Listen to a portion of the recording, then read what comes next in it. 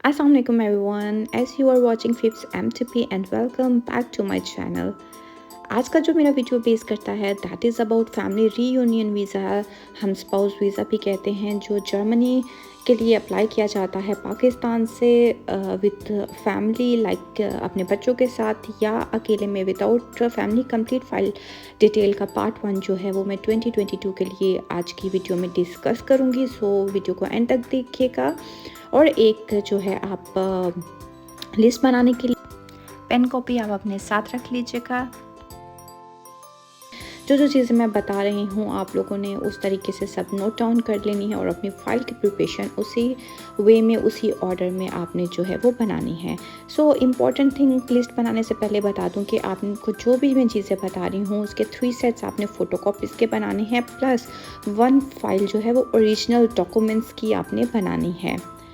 जो 3 सेट्स बनाने हैं आपने फ़ोटोकॉपीज़ के, उसका साइज़ जो है वो A4 साइज़ पेपर होने चाहिए। डिफरेंट साइज़ अवेलेबल है बट कीप इन माइंड कि A4 साइज़ का पेपर हो। जी, तो स्टेप नंबर 1 में जो चीज़ मैं डिस्कस करूँगी that is about application form. First file में ऑर्डर में आपने जो चीज़ रखनी है वो आपका वीज़ा एप्लीकेशन फॉर्म है विद बायोमेट्रिक पासपोर्ट फ़ोटो है। आपने फॉर्म को जो फिलअप करना है वो कंप्यूटर में, लैपटॉप में सारी डिटेल्स जो है वो फिलअप करनी है। देन उस फिल्ड फॉर्म का प्रिंट आउट लेना है और उसको सिग्नेचर करके आपने जो है वो कंप्लीट करना है। लाइक बाय हैंड आपने प्रिंट निकालने के बाद उसे फिलअप नहीं करना।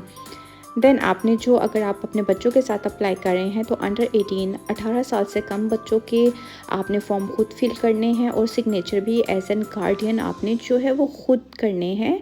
अगर प्लस 18 है, 18 साल से बड़े हैं तो वो खुद करेंगे। बायोमेट्रिक जो पासपोर्ट फ़ोटोज़ हैं वो एप्लीकेंट जो हैं उनकी भी होनी चाहिए और जो स्पाउस हैं उनकी भी होनी चाहिए जो कि जर्मनी में रहते हैं।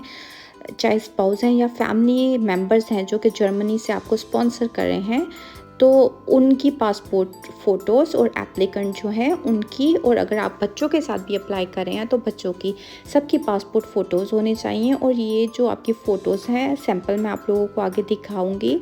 पासपोर्ट फ़ोटोज़ जो हैं वो 3 महीने से ज़्यादा ओल्ड नहीं होनी चाहिए।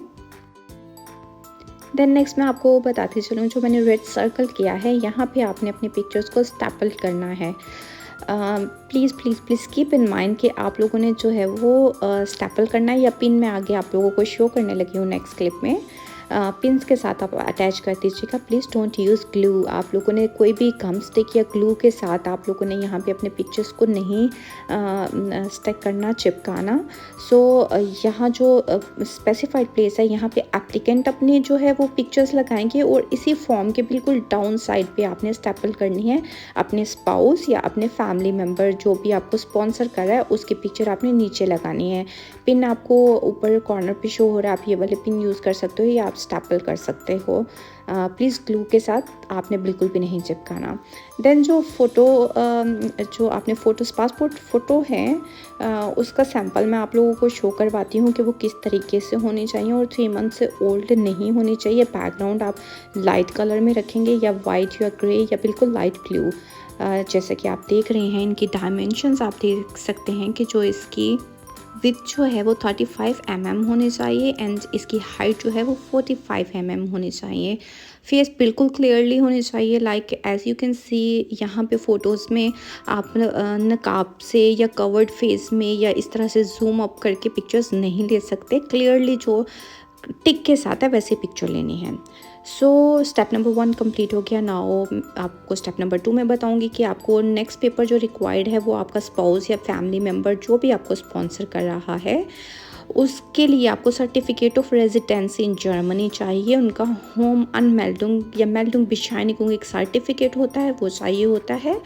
आप वो वहाँ से ही, जर्मनी से ही बनता है रजिस्ट्रेशन। वो प्रॉपर आपको सर्टिफिकेट बना के बताएंगे कि जितने भी वो फैमिली, चाहे अपनी वाइफ को बुला रहे हैं या विद बच्चों के बुला रहे हैं, तो उस हिसाब से एक घर की मेजरमेंट होती है, वो अपने घर के डॉक्यूमेंट्स प्रोवाइड करते हैं। देन वहाँ की जो भी इंस्टीट्यूट होता है मेल्टिंग बिशाइनिकुंग जो बना के देता है वो आपको सर्टिफिकेट बना देते हैं कि yes he can apply. Like ये अपनी फैमिली को या अपनी वाइफ को बुला सकते हैं। इनके पास इतनी स्पेस जर्मनी में है कि अगर इनकी वाइफ या इनके बच्चे आकर जर्मनी में रहते हैं तो दे कैन स्टे हेयर। सो वो सर्टिफिकेट आपके स्पाउस या फैमिली मेम्बर जर्मनी से बनाएंगे और आपको भेजेंगे और आपने वो सर्टिफिकेट फाइल में अटैच करना है। इन थर्ड स्टेप या कह लें स्टेप थर्ड पेपर जो आपको चाहिए होगा जो फाइल में अटैच करना है वो ऑफनथाल है, लाइक जो रेजिडेंट परमानेंट रेजिडेंट है या पासपोर्ट है, जो भी आपके स्पाउस या फैमिली मेम्बर का डॉक्यूमेंट्स है आपने उसकी फ़ोटोकॉपी लगानी है। ये ओरिजिनल नहीं रिक्वायर्ड, इसकी जस्ट फ़ोटोकॉपी आपने लगानी है।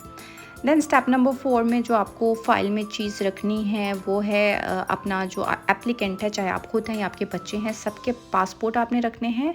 ओरिजिनल की अलग से फ़ाइल बनानी है और इनकी 3 कॉपीज़ यानी पेज 1 एंड 3 और इसके अलावा वो तमाम पेजेस जिन पे वीज़ास और स्टैम्प्स हैं उनकी फ़ोटोकॉपीज़ लेनी है। स्टेप नंबर 5 में आपने जो फाइल में 5th पेपर रखना है ऑर्डर में वो है एप्लीकेंट्स जो भी हैं, आप खुद हैं, बच्चे प्लस 18 हैं तो उनके आईडी कार्ड जो हैं वो ओरिजिनल भी रखने हैं, उनकी फ़ोटोकॉपीज़ भी रखनी है। आपका जो अपना लेटेस्ट मैरिज है तो स्पाउस के नेम के साथ आईडी कार्ड आपने रखना है। देन स्टेप नंबर 6 में आपने जो आपका स्पाउस है या आपका जो भी फैमिली मेम्बर है उनका पासपोर्ट भी आपने रखना है and same like copies page 1 से लेके 3 तक करने हैं और तमाम जो पासपोर्ट पे वीज़ास एंड स्टैम्प्स है उनके भी फ़ोटोकॉपीज़ लेने हैं आपने और वो भी साथ में अटैच करने हैं। कीप इन माइंड के सब पासपोर्ट पे। स्टेप नंबर 7 में जो चीज़ आपने जिस ऑर्डर में रखनी है दैट इज़ आपने ओरिजिनल नादरा का कंप्यूटराइज बर्थ सर्टिफिकेट रखना है, जो एप्लीकेंट हैं सब उसके, एंड देन आपका जो स्पाउस है जो आपको स्पॉन्सर करा है या आपका फैमिली मेम्बर जो स्पॉन्सर करा है उनका भी, और इंग्लिश ट्रांसलेशन आपने जो है वो देनी है। देन जो 8 नंबर पे आपने रखना है वो आपका FRC होगा, फैमिली रजिस्ट्रेशन सर्टिफिकेट है। एप्लीकेंट जो है वो अपने सिबलिंग्स के साथ अपने जो पेरेंट्स हैं यानी कि बैक एंड पे फैमिली ट्री एक बना होगा आपका, उसके साथ आपने FRC देना है। सेकंड आपका जो स्पाउस है आपका हस्बैंड है उसके साथ अपने, अगर आपके बच्चे हैं फैमिली ट्री एक बना होगा, एक उनके साथ FRC देना है। लाइक एक अपने पेरेंट की साइड का देना है और एक अपने स्पाउस के साथ का देना है आपने। स्टेप नंबर 9 में जो ऑर्डर में रखनी है चीज़ आपने जो अपना निकाह नामा है ओरिजिनल, इसकी आपने ट्रांसलेशन जो करवानी है, याद रखिए उर्दू में ये होता है, इसकी आपने इंग्लिश में और जर्मन दोनों में ट्रांसलेशन करानी है।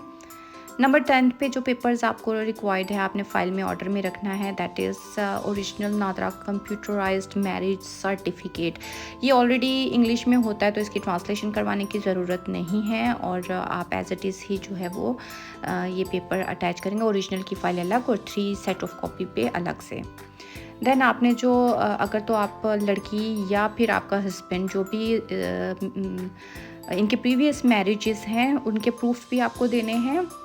लाइक अगर डिवोर्स होकर उन्होंने छोड़ा है तो वो प्रूफ देंगे, और अगर कोई डेथ हो गई है स्पाउस की तो वो आपने वो भी मतलब अटैच करने हैं। स्टेप नंबर 11 या फाइल में ऑर्डर रखना है पेपर का 11th नंबर पे वो आपने A1 सर्टिफिकेट, लैंग्वेज सर्टिफिकेट है वो प्रोवाइड करना है, और वो सर्टिफिकेट कोई थे इंस्टीट्यूट से ही का ही होना चाहिए, कोई प्राइवेट इंस्टीट्यूट का एक्सेप्टेबल नहीं होता, और 1 ईयर से ओल्डर भी नहीं होना चाहिए सर्टिफिकेट। अगर 1 साल से ज़्यादा टाइम पीरियड हो जाए तो वो एक्सपायर्ड हो जाता है। जो A1 प्रूफ जो लैंग्वेज का है सर्टिफिकेट वो किन किन के लिए रिक्वायर्ड नहीं है। वीडियो बहुत लॉन्ग हो जाती है अगर मैं इस पे भी डिस्कशन करती, सो मेरा जो नेक्स्ट वीडियो पार्ट 2 पे मैं इस पे डिटेल वीडियो बनाऊंगी, आप नेक्स्ट पार्ट 2 का वेट कीजिएगा। स्टेप नंबर 12 में जो आपने डॉक्यूमेंट्स रखने हैं नेक्स्ट वो है एप्लीकेंट डिक्लेरेशन फॉर्म। इसका लिंक डिस्क्रिप्शन में मेंशन है, आपने इसको as it is print out निकालना है और फिलअप कर लेना है। और जो इन्फॉर्मेशन प्रोवाइडेड ये जो सेकंड वन है इसका भी लिंक डिस्क्रिप्शन में मेंशन है। ये सब फॉर्म ईच एप्लीकेंट के लिए हैं, ये आपने निकालने हैं और आपने फिलअप करके सिग्नेचर करके साथ फाइल में अटैच करने हैं। अच्छा जी, ये जो मैंने सेकंड में हाइलाइट किया है, इसका पर्पज़ ये है कि आप जो भी इंफॉर्मेशन दे रहे हैं, फ़ाइल है आपकी, बाद में अगर इस पे इन्वेस्टिगेशन होती है, लाइक आप जर्मनी में भी चले जाते हैं, अगर कोई भी आपकी इंफॉर्मेशन फ़ॉल्स निकल आती है, तो इस बात पे आप अथॉरिटी उनको दे रहे हैं कि they can expel you from Germany. Like आपने इस बात पे 100% श्योर होना है कि आपने जो भी इंफॉर्मेशन दी है उनको करेक्ट है, 100% अथेंटिकेट हैं। इस बात पे ये आप लेटर जो है वो प्रोवाइड करने का पर्पज़ ये है कि अगर अभी वो आपको टेम्प्रेरी वीज़ा दे भी रहे हैं और जर्मनी में बाद में कोई चीज़ ऐसी हाईलाइट हो जाती है जो कि आपने झूठ बोला है कुछ, तो वो जर्मनी से आपका वीज़ा कैंसिल करके अगेन आपको भेज सकते हैं वापस। देन आपने जो है वो अपना अपॉइंटमेंट जो कंफर्मेशन लेटर है वो साथ लेके जाना। जब आप अपॉइंटमेंट बुक करेंगे तो उसका ईमेल प्रिंट आउट आपने लेके जाना है साथ। अपॉइंटमेंट कैसे लेते हैं, लिंक डिस्क्रिप्शन में है। वीडियो में मैंने स्टूडेंट वीज़ा पे अपॉइंटमेंट लेने का तरीका बताया था, बट आप स्पाउस के लिए भी सेम ले सकते हैं।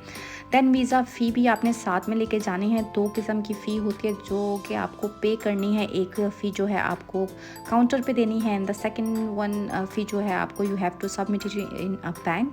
आपके पास अगर तो आप अकेले में हैं तो 75 यूरो है आपके सिंगल पर्सन की, और अगर आपके बच्चे हैं जो अंडर 18 है, लाइक 18 साल से कम है, तो उनकी 37.50 यूरो है। आपको ये यूरोस में अमाउंट पे नहीं करनी, आपको कन्वर्ट करना है इसको पाकिस्तानी करेंसी में, एंड देन आपको पाकिस्तानी अमाउंट में जो है वो कैश पे करनी है।